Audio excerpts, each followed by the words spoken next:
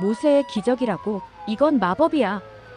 영국 여성 에밀리의 눈앞에서 빽빽했던 차들이 마치 바다가 갈라지듯 좌우로 나뉘어 응급차에게 길을 내주는 광경이 펼쳐졌습니다. 중국에서의 끔찍한 교통 경험 때문에 한국도 비슷할 거라 확신했던 그녀. 하지만 어느 순간 한국도로 위에서 밀리는 차들 사이로 완벽하게 길이 열리는 모습을 보고 충격에 빠졌습니다. 더욱 놀라운 건 사고 현장에서 보인 놀라운 안전 시스템이었습니다. 영국보다 훨씬 앞서 있잖아.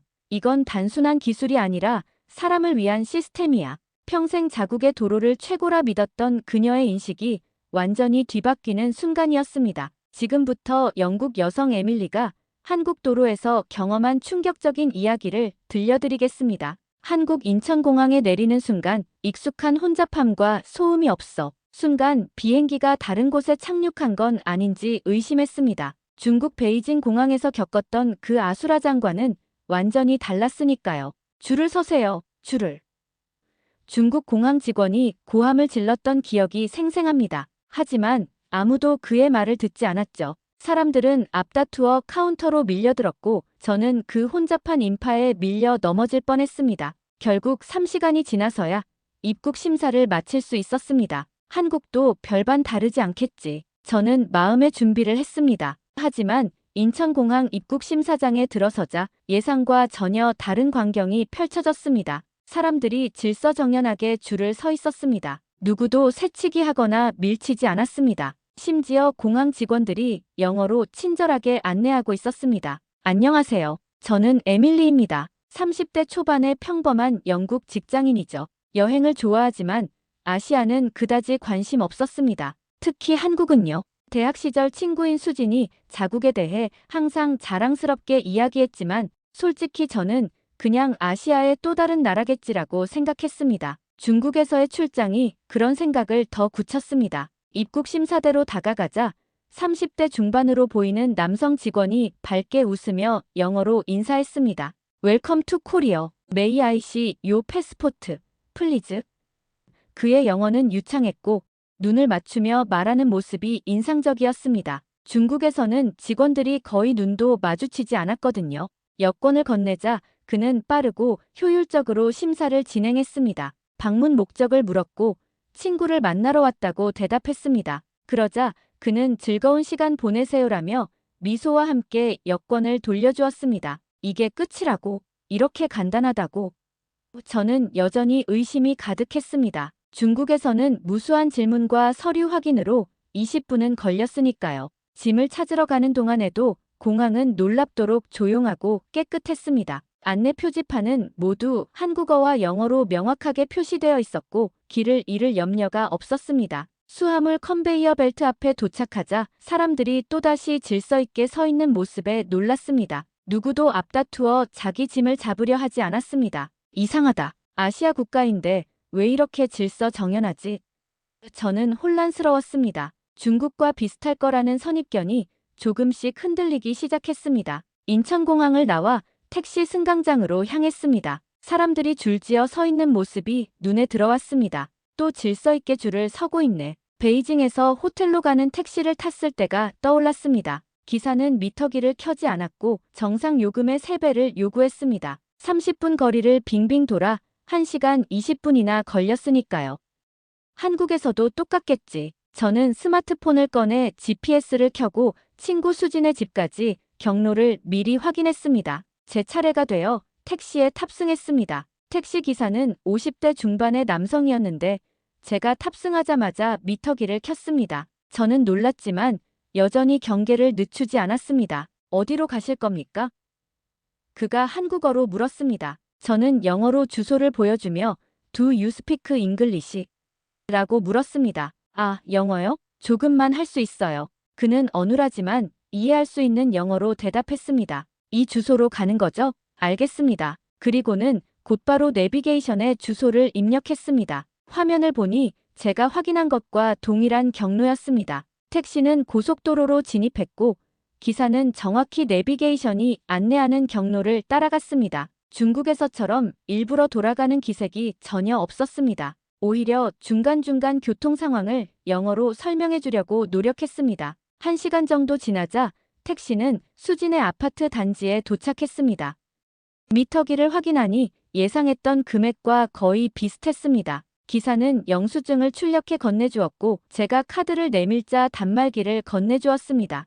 여기 영수증 있습니다. 좋은 하루 되세요. 그는 미소 지으며 말했습니다. 결제를 마친 후 택시에서 내리며 혼란스러웠습니다. 바가지 요금도 없고 빙빙 돌지도 않았어. 중국과는 완전히 다른 경험이었습니다. 아파트 입구에서 수지는 마중 나와 있었습니다. 외국에서 한국에 처음 온 친구를 걱정 반 기쁨 반으로 기다리던 그녀의 얼굴에 환한 미소가 번졌습니다. 에밀리, 드디어 왔구나. 몇 년 만이야?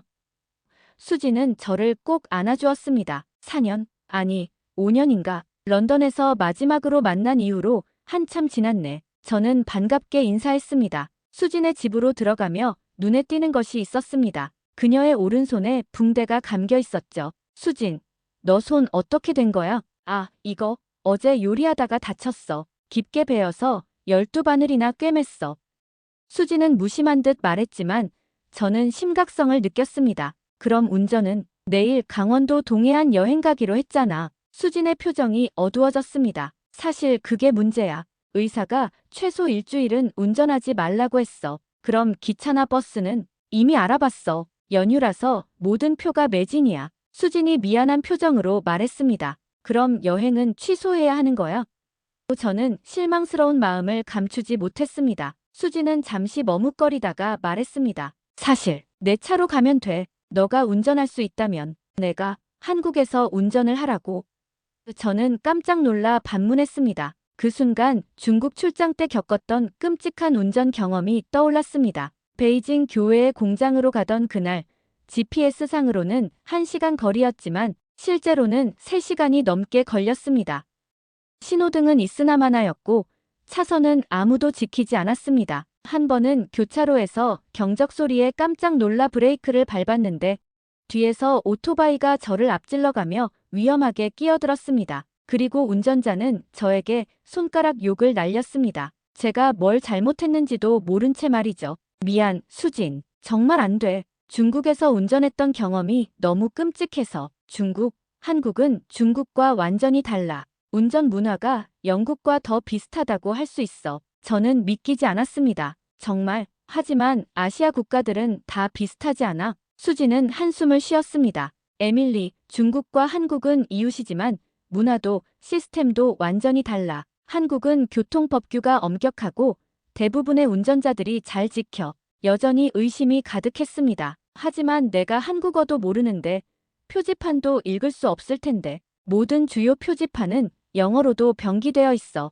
그리고 내비게이션도 영어 설정이 가능해. 저는 고개를 저었습니다. 안 돼, 수진. 너무 위험해. 수진은 잠시 침묵했다가 미소를 지으며 말했습니다. 그래, 영국에서는 그렇게 운전 잘한다고 자랑하더니 한국에서는 못할 것 같아. 그 말이 저의 자존심을 건드렸습니다. 뭐라고? 내가 못한다는 게 아니라 안전 문제야. 알아. 하지만 진짜 너라면 할 수 있을 거라고 생각했는데 결국 저는 항복했습니다. 알았어. 해볼게. 하지만 문제가 생기면 즉시 돌아올 거야. 수지는 기뻐하며 박수를 쳤습니다. 고마워, 에밀리. 내일 아침 일찍 출발하자. 차 키는 현관 옆 후크에 걸려 있어. 정말 이게 맞는 거야? 운전석에 앉자마자 불안감이 밀려왔습니다. 차는 현대 아반떼, 준중형 세단이었습니다. 시트는 편안했고 인테리어도 깔끔했지만 그건 중요하지 않았습니다. 제 마음은 이미 공포로 가득 찼으니까요. 걱정 마, 에밀리. 내가 잘할 거라고 믿어. 조수석에 앉은 수진이 말했습니다. 일단 내비게이션부터 영어로 설정해 줄게. 수진은 내비게이션을 영어 모드로 바꾸고 목적지를 입력했습니다. 강원도 속초까지는 약 2시간 30분 거리야. 서울 마이너스 양양 고속도로를 타야 해. 천천히 차를 출발시켰습니다. 초반에는 낯선 좌측 운전이 어색했지만 영국에서도 우측 핸들차를 운전하던 저에게는 금방 적응되었습니다. 도심 도로는 놀라울 정도로 정돈되어 있었고 운전자들도 신호를 잘 지켰습니다. 약 20분 후 저희는 고속도로 진입로에 도착했습니다. 숨을 깊게 들이마시고 고속도로로 진입했습니다. 놀랍게도 차들이 질서정연하게 각자의 차선을 유지하고 있었습니다. 이상하다. 중국과는 전혀 다른데, 수진, 저기 앞에 톨게이트가 보이는데, 어떻게 하지? 멀리 보이는 톨게이트를 가리키며 물었습니다. 아, 하이패스 차선으로 가. 저기 바닥에 하늘색 표시가 있는 쪽, 톨게이트에서 멈춰야 하는 거지. 당연히 요금을 내기 위해 차를 세워야 한다고 생각했습니다. 수진이 웃었습니다. 아니, 그냥 그대로 지나가면 돼. 뭐, 멈추지 않고. 저는 충격을 받았습니다. 응, 하이패스야. 자동으로 요금이 결제되는 시스템이야. 차 안에 단말기가 있어서 그냥 통과하면 자동으로 인식되지. 수진이 대시보드 위에 작은 기계를 가리켰습니다. 하이패스 차선으로 접근하면서 심장이 빠르게 뛰었습니다. 정말 그냥 지나가도 되는 걸까? 자신 있게 그냥 지나가, 에밀리. 수진이 격려했습니다. 숨을 깊게 들이쉬고 속도를 유지한 채 톨게이트를 통과했습니다. 기적처럼 아무 문제 없이 지나갔습니다. 단말기에서 짧은 삐소리가 났고 그게 전부였습니다. 와, 이게 바로 하이패스구나. 정말 효율적이다. 저는 감탄했습니다. 영국에서는 톨게이트마다 줄을 서서 기다려야 해. 이건 혁명적인데 한국은 2007년부터 이 시스템을 전국적으로 도입했어. 수진이 자랑스럽게 설명했습니다. 그런데 오류는 없어. 요금이 제대로 결제되지 않거나 하는 경우는 여전히 의심이 남아 있었습니다. 거의 없어. 99.9% 정확도를 자랑하는 시스템이야. 고속도로를 달리면서 더 놀라운 것을 발견했습니다. 도로가 믿을 수 없을 정도로 매끄러웠습니다. 마치 융단 위를 달리는 것 같았습니다. 이건 정말 놀라운 시스템이야. 영국보다 훨씬 앞서 있잖아. 처음으로 제 마음속에 한국에 대한 인식이 바뀌기 시작했습니다. 고속도로를 달리는 동안 차창 밖 풍경을 바라보며 이제야 한국의 도로 위 분위기를 제대로 느낄 수 있었습니다. 무엇보다 놀라웠던 것은 차들이 움직이는 방식이었습니다. 영국과도 중국과도 다른 독특한 질서가 있었거든요. 저 차들 좀 봐, 수진아. 다들 차선을 참 잘 지키네. 저는 감탄했습니다. 제 앞에 있던 검은색 세단이 오른쪽 깜빡이를 켰습니다. 그리고는 잠시 기다린 후 차선을 변경했습니다. 뒤에 있던 차는 속도를 약간 늦추며 그 차가 들어올 공간을 만들어 주었습니다. 방금 본 거 정말 놀라워. 저 차가 차선을 바꾸기 전에 깜빡이를 켰잖아. 그리고 뒷차는 그를 위해 속도를 늦췄고 저는 믿을 수 없다는 듯이 말했습니다. 수지는 의아한 표정을 지었습니다. 그게 왜 놀라운 일이야? 당연한 거잖아. 당연하지 않아, 수진아. 영국에서는 차선 변경할 때 깜빡이 켜는 사람이 점점 줄고 있어. 그냥 갑자기 끼어드는 경우가 많지. 1시간 정도 더 운전하면서 한국 도로에서의 또 다른 특징을 발견했습니다. 과속하는 차량이 거의 없었습니다. 대부분이 제한 속도를 준수했고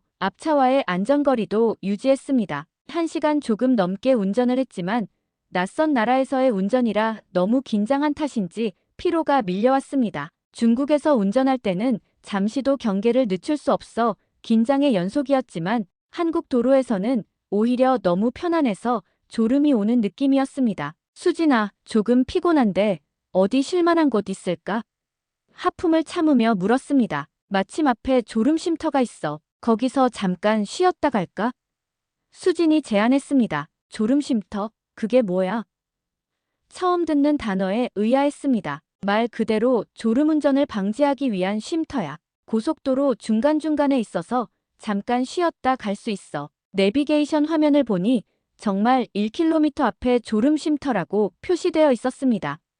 표지판을 따라 우측으로 차를 빼자 깔끔하게 정비된 작은 휴식 공간이 나타났습니다. 졸음 쉼터는 단순한 주차장이 아니었습니다. 그늘이 있는 벤치, 자판기, 심지어 화장실까지 갖춰져 있었습니다. 몇몇 운전자들이 벤치에 앉아 휴식을 취하고 있었고 일부는 가벼운 스트레칭을 하고 있었습니다. 영국에는 이런 시설이 없어. 고속도로에서 피곤하면 그냥 다음 휴게소까지 가야 하는데 그게 때로는 50km 이상 떨어져 있기도 해. 저는 차에서 내리며 말했습니다. 한국은 졸음운전 사고를 줄이기 위해 이런 쉼터를 약 20에서 30km마다 설치했어. 저는 벤치에 앉아 잠시 눈을 감았습니다. 약 15분 정도 휴식을 취하고 나니 피로가 상당히 풀렸습니다. 큰 휴게소도 곧 나올 거야. 거기서 점심 먹자. 수진이 제안했습니다. 약 30분 후 내비게이션이 양양 휴게소 접근을 알렸고 저는 지시에 따라 차를 빼냈습니다. 그런데 이게 정말 휴게소가 맞나 싶을 정도로 규모가 컸습니다. 이게 휴게소라고? 영국에서 휴게소라고 하면 작은 카페와 화장실, 주유소 정도인데 저는 놀라움을 감추지 못했습니다. 주차장에는 수백 대의 차가 질서정연하게 주차되어 있었고 건물은 현대적인 쇼핑몰처럼 보였습니다. 안으로 들어가자 더 놀라운 광경이 펼쳐졌습니다. 다양한 음식점, 카페, 편의점은 물론이고 심지어 약국, 기념품 가게까지 있었습니다. 한국의 주요 대형 휴게소는 이렇게 다양한 시설을 갖추고 있어 식사, 쇼핑은 기본이고 일부 큰 휴게소에는 화물차 운전자들을 위한 샤워실이나 수면실도 있지. 수진이 자랑스럽게 설명했습니다. 식당 구역에 가니 한국 전통 음식부터 패스트푸드까지 다양한 선택지가 있었습니다. 저는 수진의 추천으로 비빔밥을 선택했습니다. 다시 차에 타면서 생각했습니다. 이건 단순한 도로 시스템이 아니야. 운전자를 위한 전체적인 경험을 설계한 거야. 양양 휴게소를 떠나 속초를 향해 달리기 시작했습니다. 해안가가 가까워질수록 풍경은 더욱 아름다워졌습니다. 얼마 지나지 않아 길게 뻗은 터널이 나타났습니다. 미시령 터널이라는 표지판이 보였습니다. 꽤 긴 터널이네. 터널 입구로 들어서며 말했습니다. 응. 약 3.7km 정도야.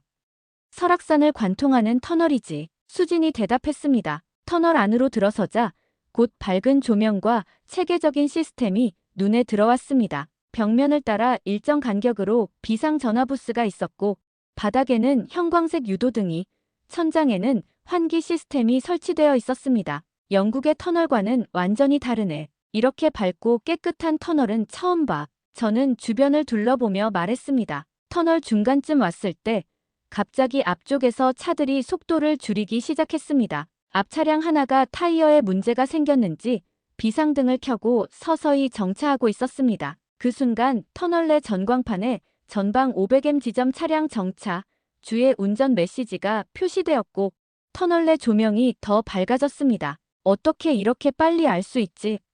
저는 놀라서 물었습니다. 터널 전체가 하나의 관제 시스템으로 연결되어 있어. CCTV가 상황을 감지하면 즉시 대응하는 거지. 수진이 설명했습니다. 잠시 후 터널 스피커에서 안내방송이 흘러나왔습니다. 미시령 터널 내 차량 고장으로 인한 정차 상황입니다. 안전거리를 유지하시고 주의 운전 바랍니다. 군안 차량이 출동 중입니다. 가장 놀라운 건 정차한 차량 근처에 다가가자 벽면에 있던 비상 전화부스 옆에 문이 열리면서 터널관리 요원이 나타났다는 점이었습니다. 그는 형광색 조끼를 입고 신속하게 고장 차량 주변에 안전 삼각대를 설치하고 교통 정리를 시작했습니다. 저 문은 뭐야? 저는 궁금해 물었습니다. 터널 중간중간에 비상 대피소와 관리 요원실이 있어. 문제가 생기면 즉시 대응할 수 있도록 수진이 말했습니다. 불과 5분 만에 견인차가 도착했고 고장 차량은 신속하게 처리되었습니다. 우리가 터널을 빠져나올 무렵 모든 상황은 완전히 해결된 상태였습니다. 영국이었다면 최소 30분은 기다렸을 상황이야. 이런 신속한 대응은 처음 봐. 저는 감탄했습니다. 한국은 터널 안전에 특히 신경을 많이 써. 2003년 대구 지하철 화재 사고 이후로 모든 터널과 지하시설의 안전 시스템이 크게 강화됐어. 수진의 목소리에는 약간의 무거움이 느껴졌습니다. 단순히 기술적인 문제가 아니라 실제 경험에서 배우고 개선한 거구나. 저는 진지하게 말했습니다. 터널을 빠져나오자 갑자기 탁 트인 동해의 전경이 눈앞에 펼쳐졌습니다. 푸른 바다와 하늘의 경계가 맞닿은 그 아름다운 풍경에 잠시 말을 잃었습니다. 에밀리, 이제 곧 설악산이 보일 거야. 그리고 30분만 더 가면 동해가 눈앞에 펼쳐질 거야. 수진이 들뜬 목소리로 말했습니다. 휴게소에서 다시 출발한 지 30분쯤 지났을 때 갑자기 내비게이션에서 알림음이 울렸습니다. 앞쪽 3km 지점에 도로 공사로 인한 정체 구간이 있습니다. 우회 경로를 안내합니다. 내비게이션 화면이 바뀌면서 새로운 경로가 파란색으로 표시되었습니다. 기존 경로는 빨간색으로 변했고 정체 구간이 명확히 표시되어 있었습니다. 우와, 이거 정말 대단한데. 실시간으로 교통 상황을 알려주네.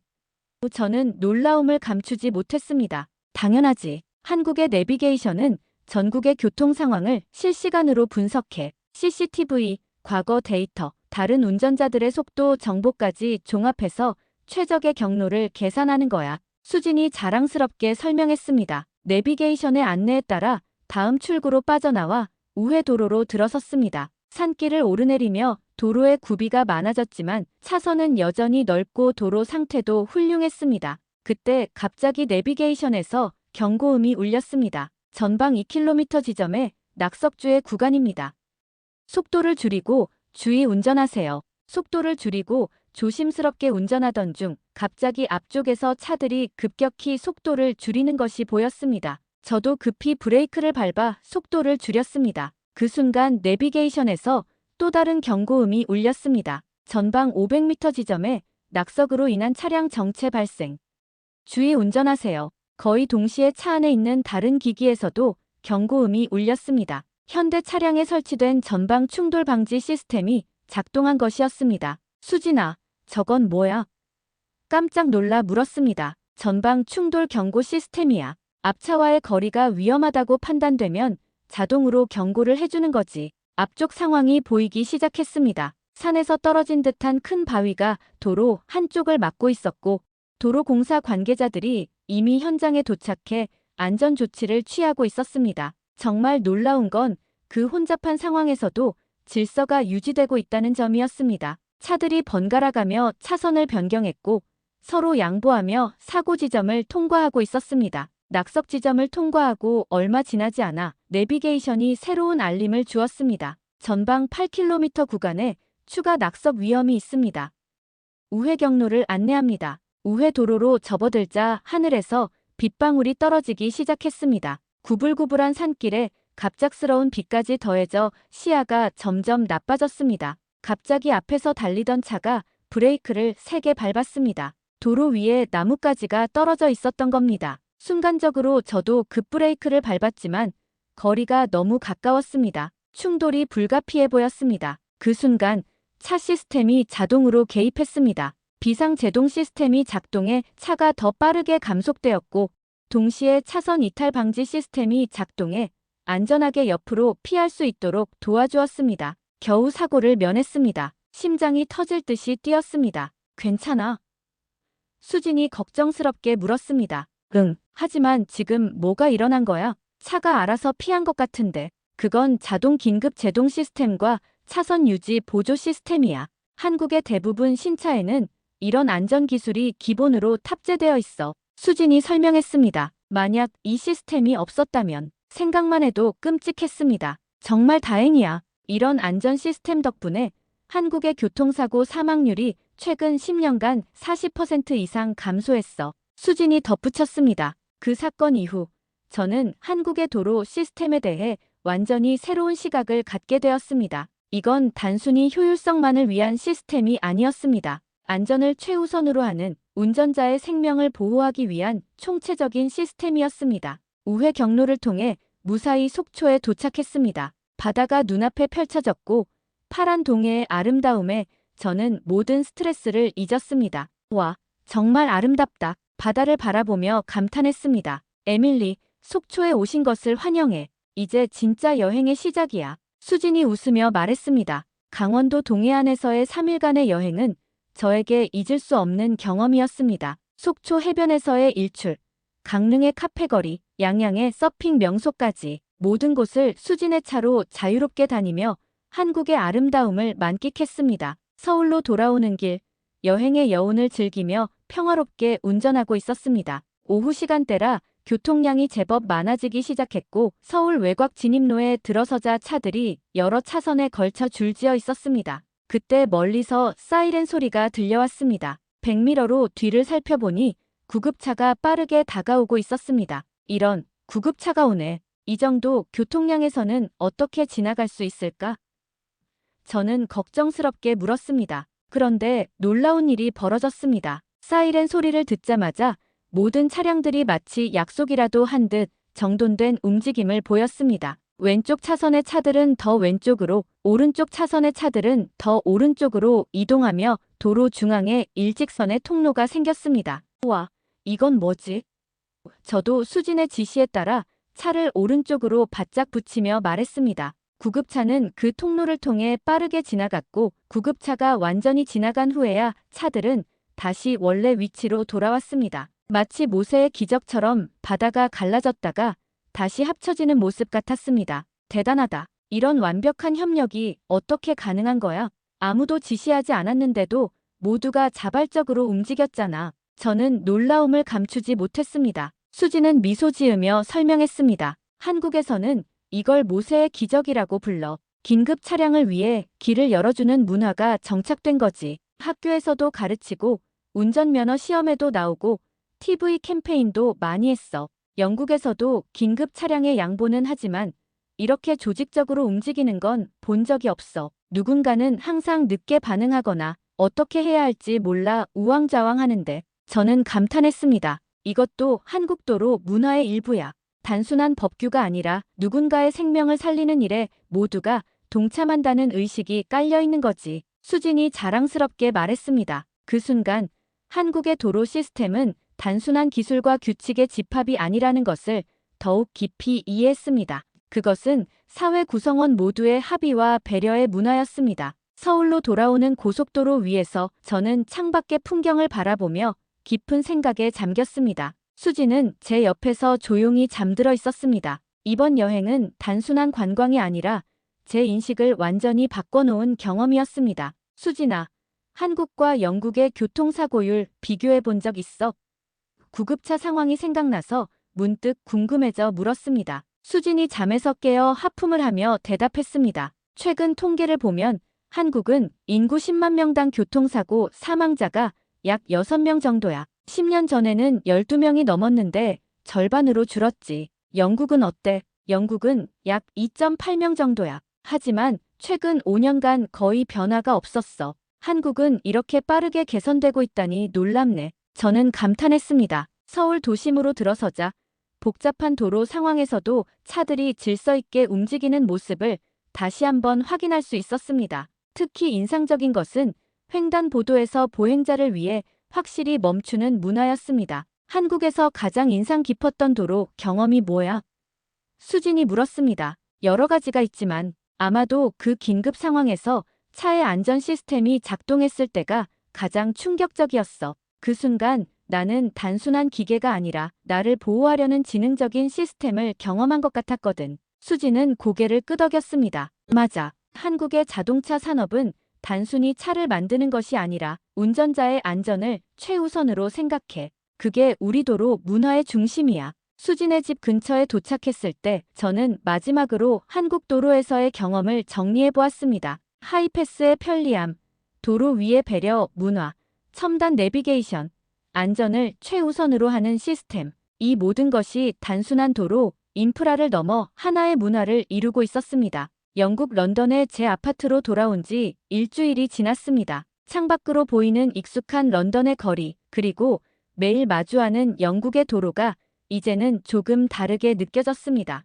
오늘 아침 출근을 위해 차를 몰고 가던 중 신호등 앞에서 멈췄습니다. 옆 차선의 운전자가 방향 지시등도 켜지 않고 갑자기 제 앞으로 끼어들었습니다. 평소 같았으면 짜증이 났겠지만 이상하게도 마음이 평온했습니다. 한국에서 경험한 도로 위의 배려, 문화가 떠올랐기 때문이죠. 회사에 도착해 동료 제임스를 만났습니다. 그는 제 휴가에 대해 물었습니다. 한국이 어땠어? 들어보니 중국만큼 혼잡하고 운전하기 힘들다고 하던데. 저는 자신있게 대답했습니다. 전혀 그렇지 않아, 제임스. 사실 한국의 도로 시스템은 영국보다 몇 가지 측면에서 훨씬 앞서 있어. 제가 열정적으로 한국의 도로 시스템을 설명하자 동료들 모두 큰 관심을 보였습니다. 특히 인상적이었던 건 이런 모든 기술이 단순한 효율성만을 위한 게 아니라는 거야. 운전자의 안전과 편의를 진심으로 고려한 시스템이라는 점이지. 그날 저녁